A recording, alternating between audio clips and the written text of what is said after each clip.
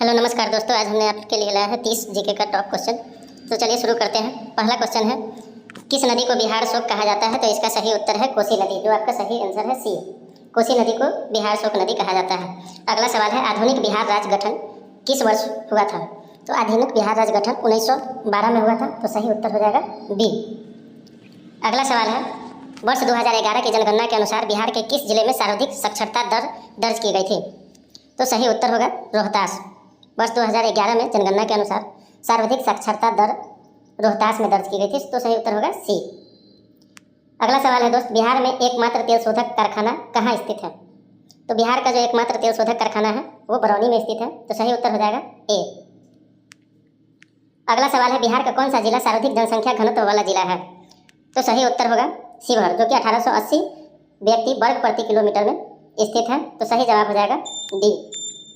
विक्रमशिला विश्वविद्यालय की स्थापना किस पाल शासक ने की थी?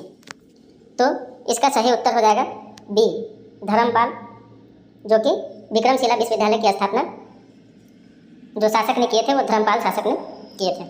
अगला सवाल है आपका, 1857 के विद्रोह के दौरान बिहार में क्रांतिकारियों का नेतृत्व किसने किया था?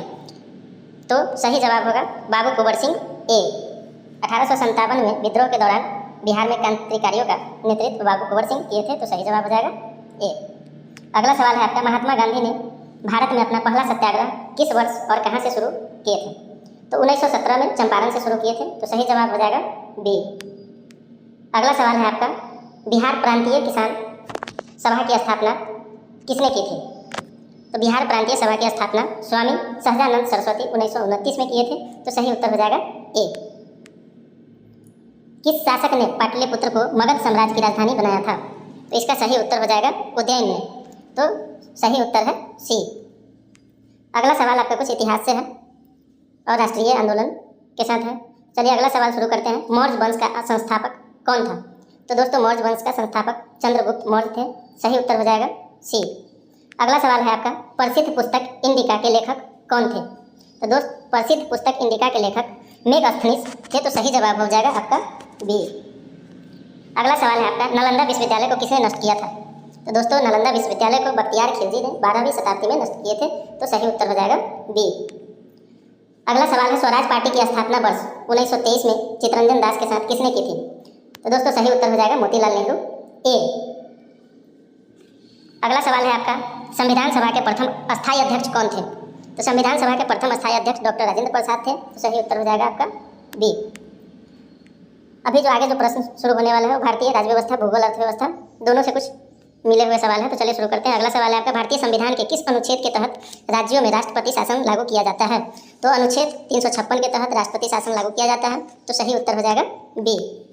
अगला सवाल है, क्षेत्रफल की दृष्टि से भारत का सबसे बड़ा राज्य कौन सा है? तो दोस्तों क्षेत्रफल की दृष्टि से भारत का सबसे बड़ा राज्य राजस्थान है, तो सही उत्तर हो जाएगा डी। भारत की सबसे लंबी स्थलीय सीमा किस देश के साथ लगती है? तो दोस्त भारत की सबसे लंबी स्थलीय सीमा बांग्लादेश के साथ लगती है, तो सही उत्तर हो जाएगा सी।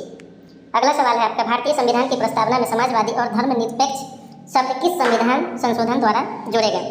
तो इसका सही जवाब होगा ए, 42वां संविधान संशोधन 1976 में जोड़े गए थे, तो सही जवाब है ए। भारत में योजना आयोग अब नीति आयोग की स्थापना किस वर्ष हुई थी? तो भारत में योजना आयोग की स्थापना 1950 15 मार्च 1950 को हुई थी, तो सही उत्तर हो जाएगा बी। अगला सवाल आपका शुरू करते हैं सामान्य विज्ञान एवं कुछ मिसलेनियस विविध से शुरू करते हैं। परमाणु रिएक्टर में भारी जल का मुख्य रूप से क्या उपयोग होता है?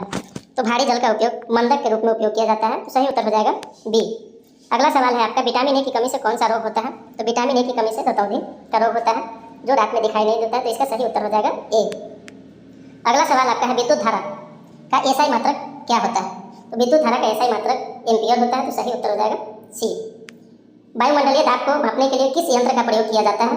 तो दोस्तों वायुमंडलीय दाब को मापने के लिए बैरोमीटर का उपयोग किया जाता है, तो सही उत्तर हो जाएगा इसका बी।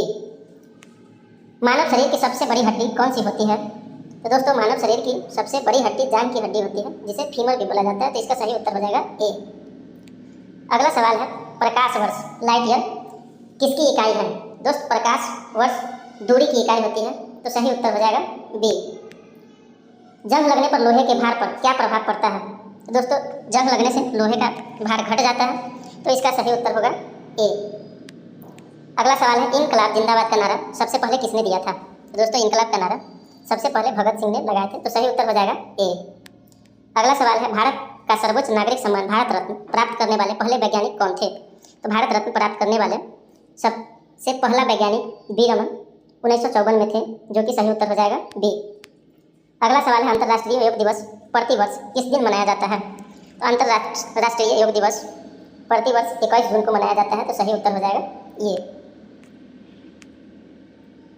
आपका 30 क्वेश्चन आंसर पूरा हो गया। धन्यवाद। अगर अच्छा लगा हो तो चैनल को सब्सक्राइब जरूर कर लीजिएगा।